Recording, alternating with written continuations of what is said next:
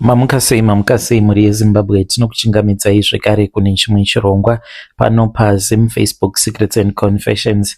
Tadzoka zvekare nemamwe messages. Rekedzai tibva tapinda messages edu atadzoka takakubatirai. Message yedu yekutanga yakamira sekudai: hanzi makadi zvenyu mukoma, ndinokumbirawo kuti munge muchindiposterawo nyaya yangu makavika chitupa changu.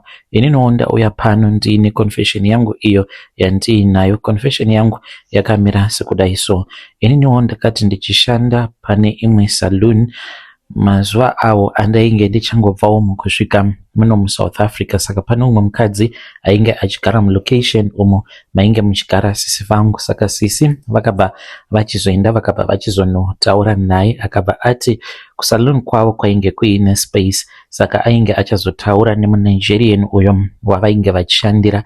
Nigerian uyo ainge ari murume, iye business rake rainge riri remasaloon, aiva aina masaloon akawanda nemacustomers zvekare akawanda. Saka aishandirwa nemaZimbabweans akati wandei zvekare nemamwe maSouth African. Saka vainge vachida munhu anopota achitsvaira uye zvekare nekungoitawo zvimwe zvimabasa nekuzodzidzirawo basa rekuruka vanhu misoro. Saka ndikabva ndachizobvuma ndokubva ndachizotanga kushandako. Zvakazokonzeresa kuti ndige ndichizogarapo pasaloon ipapo yainge iri nhau yekuti mari yandainge ndichipiwa ndakazoona kuti yainge iri shoma sasa, nekuti vamwe ivo vaipiwa extra money because vaiti kana ukakwanisa kuruka misoro yevanhu avo vaunenge uchinzi per day unofanira kuti unge uchiruka vanhu vangani, then vamwe vaunozoruka extra inenge iri mari yako. Saka vamwe vainge vari nani nekuti mari vainge vainayo. Zvino inini mukomanashi ndainge ndisina any extra amount yandaikwanisa kuti ndinge ndichiwana because ndaingoshanda basa iroro rekungoklina chete. Saka ndaigara ndingori broke, ndisina mari, nekuti each and every day ndaitoshandisa 20 rand kuenda nekudzoka kubasa. Saka ndakataura naye akabva achizobvuma ndokubva ndachizotanga kugarapo pabasa. Vainge kuine chimwe chibackroom, ndokubva ndatenga chimbedha changu uye zvekare ndikatanga kugarapo ipapo. NemuNigerian takazotanga kuwirirana zvekuti takazogumisidzira tava kudanana. Nerimwe zuva akandifonera akabva ati pane munhu akamira panze, dzika downstairs unge uchinopa munhu iyeye mari, une mari. Saka ndakabva ndamuudza kuti mari yandainge ndiinayo it was about 200 but yainge yakabatana. Akabva ati yakawandisa but anyway chingomupa, ndinokupa mari yako mangwana makuseni. Saka ndakabva ndachizoburuka ndikaenda kudownstairs. Ndakavhunduka pandakavhura security burglar bar ndokubva ndaona kuti painge paine umwe mukadzi, but mukadzi uyu ainge akamirapo padome, ainge atori mupengo zvake. Zvinhu zvakatondishamisa, zvakaramba zvichingoitika zvinhu izvi. Kudzamara ndichizomubvunza kuti kuseiko mapenzi achingogara achingouya usiku ende paanouya unobva wati ndinge ndichimapa mari. Akabva ati one day if I trust you I'm going to tell you my whole story. Saka nerimwe zuva ndakazoti ndiri kumba kwake, mazuva acho iwawo mukadzi wake ainge asiko, ainge ari kuKZN because ainge akaroora nekuchata nemukadzi wemuno muSouth Africa. Saka ndaiwanza kuti kana mukadzi wacho asiko ndaiendako ndichimbonogara naye. Saka ndakabva ndamuti you have to tell me chii chinomboitika, sei uchipa mapenzi mari but uchida kuti inini ndige ndichipa mapenzi acho aunenge uchiti ndige ndichimapa mari, ende kana ndikapa benzi raunenge wati ndinge ndichiripa mari handirari. Ndaisarara musi uyo wekuti panenge paine benzi iro rinenge rauya kuzotora mari kubva kwandiri. Ndairara usiku hwose ndichingobatwa nemadzikirira. Dzimwe nguva ndaikwanisa kuzomuka mukoma ndakamira pawindow. Saka pabuilding pacho ipapo isusu yedu saloon yainge iri mu3rd floor. Saka dzimwe nguva ndaizomuka but ndakatomira pawindow ndichida kutobuda nepawindow zvekuti dai kwanga kuri kunzi ndaikwanisa kuzovhura window ndaikwanisa kutongojamba vanhu vakazongondiwana ndakafirapo paspot, but mawindo acho iwo ainge akapiswa newelding, hameno kuti sei zvimwe kuda vainge vachitya kuti mbavha dzinokwanisa kuzopinda. Akabva ati, can I trust you? Ndikabva ndati yes of course you can trust me. Ndokubva ati ainge achida kutanga ambonwa doro. Akabva ati newewe ndoda kuti utange wambonwa doro because pane zvandoda kukuratidza. Uri sober, I don't think kuti unokwanisa kuzvigamuchira zvinhu izvozvo. Ndikabva ndati it's okay. Saka takabva tachizotanga kunwa wine, but akati andoda kuti unyanya kudhakwa Sterek, ndoda kungoti ungoita a little bit tipsy, kana wava kunzwa doro musoro obva wandiudza. So tichinwa kudaro akabva anditi yeah, it is okay, let us go upstairs. Takabva tachizoenda kuupstairs, tikabva taenda kune imwe room. Tasvikako kuroom kuya akatanga kunamata nechiridzi chavo chekunigeria, handina kana chandainge ndichimbonzwa. Apedza kunamata kudaro akabva afuratira, ndokubva avhura door akafuratira akati neniwo ndaifanira kuti ndinge ndichiita saizvozvo. Takati tapindamo murumu imomo, zvandakaona zvakandivhundutsa. Doro rose rainge rava mumusoro, doro rakapera same time ndikaita sober, because ndakaona kuti painge paine chitunha chainge chakaradzikwa pabed. Kabed aka kainge kari pakati peroom. Chitunha ichocho mukoma chainge chakatoshongedzewa kutoratidza kuti ainge ari munhu ainge achangobva mukufa. Ndokubva andiudza kuti chitunha icho chatainge takatarisana nacho chainge chiri chitunha chamai vake. This was after abva mukuti kwandiri guess what, chitunha ichi ndechani. Ndikabva ndati handizivi. Akabva anditi chitunha ichi chitunha chamai vangu avo vakashayika muri mugore ra2012. Ndikati 2012, kubva muna 2012 now tava muna 2017, unoreva kuti mutumbi waamai vako uchiri fresh. Akabva ati hongu. Akabva andiratidza kamwe kabhodhoro, tumabhodhoro tuya tunenge tuine tissue oil, kainge kari keflavor yevanilla. Akabva anditi tissue oil iyi ndiyo yandinopota ndichizodza mutumbi waamai vangu. Saka ipapo paakanditi anopota achizodza mutumbi waamai vake, ainge asina kundiudza kuti ndozvaainge achitoda kutoti ndinge ndichiita iye pachezvake. Haatotendedzwi kuti ange achitobata mutumbi waamai vake, anofanira kuti ange achiwana umwe munhu waanoshandisa. But pazvose izvo zvaainge achiita, mukadzi wake ainge asingatozvizivi kuti muzimansion ravo iroro mainge mutori nechitunha chamai vake. Saka akanditi pese apo paaizotumidzira mapenzi kuti ange achiuya kuzotora mari kusaluni, mapenzi iwawo anenge angopika up benzi. Hanzi benzi rinotomboita right kana kuri kunzi anenge asangana nebenzi raanenge achida kuti ange achizorishandisa pamhiko dzake. Hanzi munhu anotombomira kupenga ototanga kutoziva zvaanenge achiita, obva aenda naye kumba kwake, obva achizomupa tissue oil iyoyo kuti ange achizoizodza pamutumbi waamai vake. Iye anenge akangomira akatarisa. Asi kana apedza, munhu uyo waanenge atora apedza kuzodza mutumbi waamai vake, haafaniri kuti ange achimugamuchidza mari direct. Ndipo apo paaizotumidzira mapenzi iwawo kusaluni. Ndikati akabva ati kwandiri ainge achida kuti ndige ndichimubatsira. Akabva ati unokwanisa here kundibatsira each and every month, ndichange ndichizokupa mari. Unoda mari mukoma? Figa yakangopindawo mumusoro mangu, ndakangofunga 16. Ndikabva ndati 16,000 iri sei? Akabva ati it is okay, but 16,000 iyi inini handikwanisi kuti ndige ndichikupa direct. Ndine imwe friend yangu aiva aine imwe shamwari yake uyo aiita zvekutengesa majezi ebhora. Akabva ati each and every month end haufaniri kuti unge uchindibvunza, uye zvekare haufaniri kuti unge uchindiudza kana wapiwa mari, nekuti kana ukadaro unenge watondikanganisira. Handifaniri kuti ndige ndichitombozviziva kuti wapiwa mari here kana kuti hauna kuzopiwa. Handiti wati 16,000. Ndokubva ndati hameno zvaakangonyora pane chimwe chipepa, but chandakaona ndechekuti akanyora zita rangu nesurname.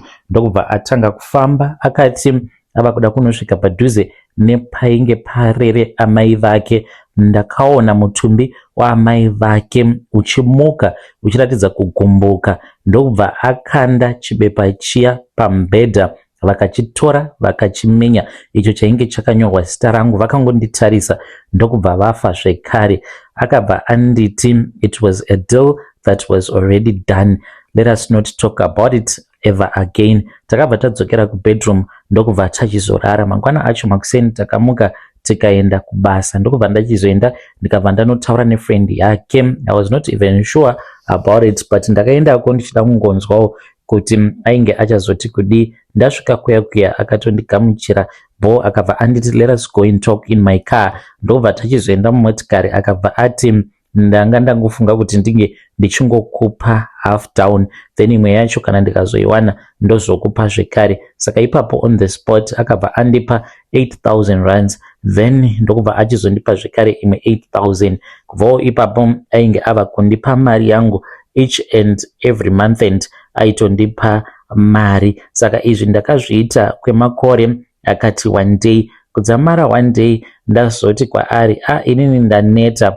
nekuramba ndichingozodza amai vako netissue oil kuti chitunha chavo chisaora chingogara chiri fresh. Iniwo ndava kuda kuzviitirawo zvangu. Akabva anditi ungazvigona here? Ndikabva ndati hongu ndinozvigona. Akabva ati kwandiri kana uchizvigona ndoda kuti ndige ndichienda newe kuNigeria. Saka takabva tachizoenda kuNigeria tikaenda kune imwe n'anga iyo yakamurombesa, but is part of a cult. Ndaendako, I was then taken by the other women because mcult mavo varume havasangani. Varume vanenge vaine n'anga yavo yechirume, then vakadziwo vanenge vaina high priestess wavo wechikadzi. Havatendedzwi kuti vange vachisangana. Of course maybe vanokwanisa kungoita dinner together, but havatendedzwi kuti vange vachiita chivanhu chavo vari pamwe chete. So I then joined the women's club. Ndikabva ndachizoendeswa kumadziva uko kwandakanoona nyoka inogara mumvura white. Nyoka iyoyo yakabva yachizobuda ikandipa chuma icho chandinoshandisa.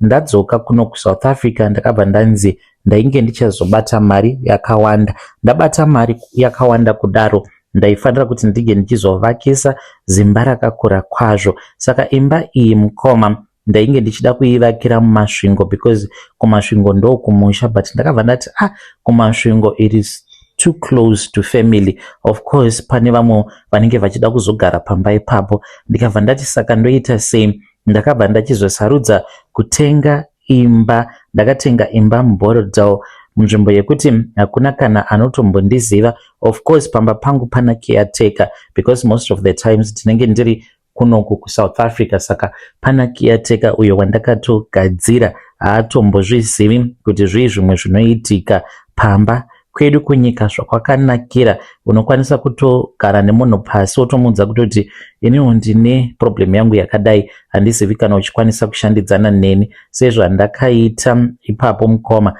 ndakangotaurawo neumwe mukomana uyu ndakatanga kushandidzana naye asati atomboroora, but iko zvino atova nemukadzi wake ende ndiwo vanotondishandira. Ndakatovatengera motikari yekuti apo pavanenge vachifanira kuti vange vachizoenda kunozodza mutumbi wababa vangu tissue oil, vange vachikwanisa kushandisawo transport. Saka vakomana ava ndakatanga kushanda navo vari vaviri. Umwe wacho akazoshayika, ainge aenda kuMozambique kunohodha mabhero, ndokubva achizoita accident. Ainge ari pachimudhudhudhu achiyambutswa border. Hamene kuti chii chakaitika, asi ndakangodzwa kuti hanzi vakaita accident nechimudhudhudhu, iye akabva afira pasport. Saka ndikazongoramba ndichingoshandidzana neuyu kuzonosvikawo azoroora. Akabva andiudza kuti ainge audza mukadzi wake. Ndikabva ndati mukadzi wako ati kudii? Akabva ati kwandiri mukadzi wangu aratidza kuti azvinzwisisa. Ndikabva ndati saka hapana nyaya. Saka ndinoshandidzana navo, ndinotovapa mari yavo yakanaka zvekuti nezera ravo nehupfumi hwavava nahwo vanhu vazhinji havatozvinzwisisi kuti vari kumbozvigona sei muZimbabwe. Imo muZimbabwe zvinhu zvakaomera munhu wose. Saka ipapo pandakanzi ndige ndichitenga mansion, ndakasarudza kuti ndige ndichitengera imba iyi muBorodale. Baba vangu vainge vasati vashayika panguva yacho iyoyo vainge vari kumusha kumasvingo. Ndakabva ndachizoenda kumba, ndainge ndiine sutu iyo yandainge ndakavatengera. Kupfeka kwavainge vachazoita sutu iyoyo ndiko kuzototenga kwandainge ndichazoita upenyu hwavo, uye zvekare secoffin ndainge ndakatoritenga nechekare. Ndakanyepera hama dzangu dzose mushure mekunge baba vashaika, ndikabva ndavaudza kuti ndainge ndiine funeral policy, it was going to cover everything, but yainge itori mari yangu yainge ichitobuda muhomwe. Mari yandakashandisa pakunovigwa kwababa vangu yainge yakawandisa. Kana coffin randakatenga ndakavabvunza vanhu vepafuneral parlor ipapo, ndikabva ndati which one is the most expensive coffin, ndokubva vandiratidza, ndikabva ndatenga iroro, rainge richidhura zvisingaite. We then drove tikabva kuHarare, tikabva tachizoenda kumasvingo, baba vangu vakazoradzikwa zvavo. Mushure mekunge baba varadzikwa, usiku hwacho ihwohwo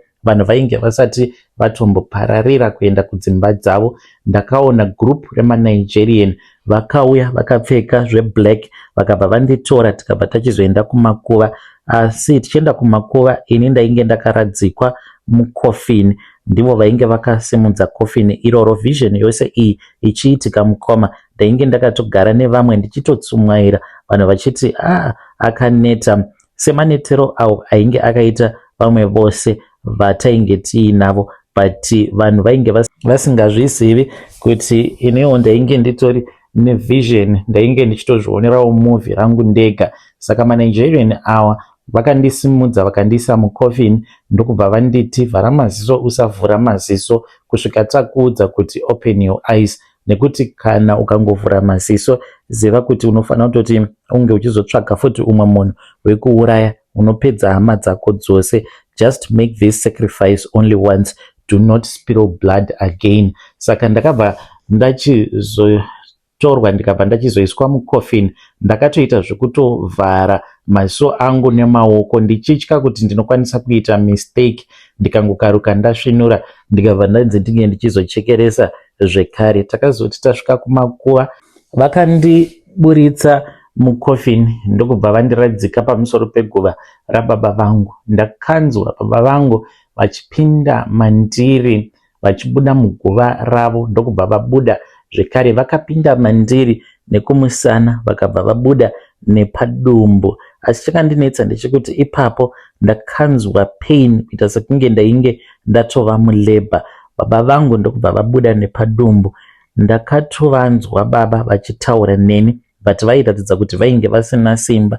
Baba vakabva vachizoradzikwa mucoffin muya umo mandainge ndakamboradzikwa. Ndakabva ndachizotakurwa nevamwe varume, ipapo ndainge ndarukutika. Vakabva vandiudza kuti ivo vainge vava munzira, vava kuda kuenda kuimba yangu iya yandainge ndakatenga yekuBorodale. Vakabva vati ndainge ndichazowana mutumbi wababa vangu wakandimirira. Saka within 1 week ndaifanira kuti ndinge ndichibva kuvillage ndobva ndaenda kumba kuitira kuti ndinge ndichizobatsiridza kuitira kuti mutumbi wababa vangu usazoora, because kwainge kuine mimwe mishonga yaifanira kuti inge ichizobva kuNigeria. Saka ivo ndivo vakaenda nemutumbi wababa vangu, inini ndikazotevera. Handina kuzoenda kumanyaradzo kwababa nekuti ndo dzainge dziri mhiko dzacho idzodzo, ende ndakanzi handifaniri kuti ndinge ndichizosvika padhuze neguva rababa vangu, nekuti kana ndikangosvika padhuze neguva rababa, baba vangu vanobva vatomuka.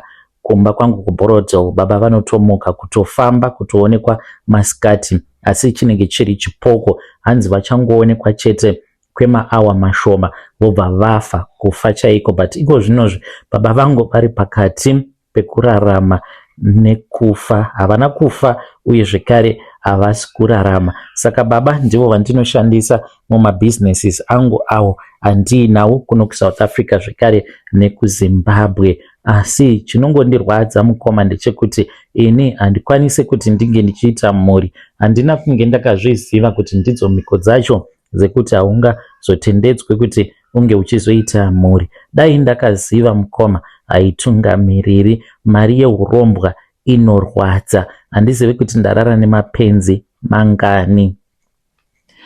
Hey, vedare ndo message iyo yandakatumidzirwa ichibva kuna vahanzvadzi vedu ngatizamei kuti tinge tichitaura navo vanzvadzi vedu ava mucomment section.